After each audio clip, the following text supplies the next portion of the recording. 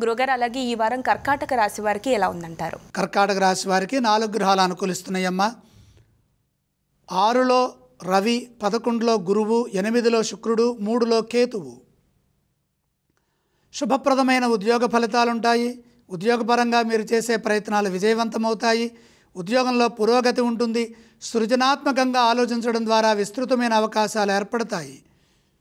భవిష్యత్తు అనుకూలంగా ఉంటుంది. ఆత్మస్థైర్యం మెండుగా ఉన్నది కాబట్టి మంచి జరుగుతుంది. మీ వల్ల కొందరికి కలిసి వస్తుంది. పేరు ప్రతిష్టలు సంపాదించుకుంటారు.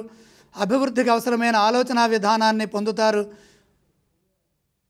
ఒక ప్రణాళికాబద్ధంగా పనిచేస్తే ఆశయం నెరవేరుతుంది. అదృష్టం వరిస్తుంది.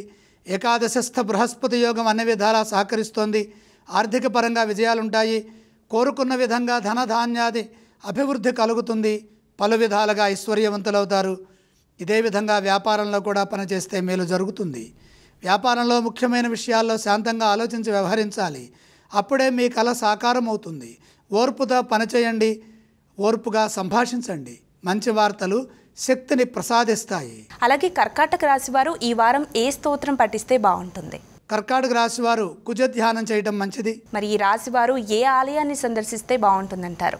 సుబ్రహ్మణ్యేశ్వర స్వామి వారిని దర్శించండి. కర్కాటక రాశి వారు ఏవేవి దానం చేస్తే బాగుంటుంది? కందులు దానం చేయండి.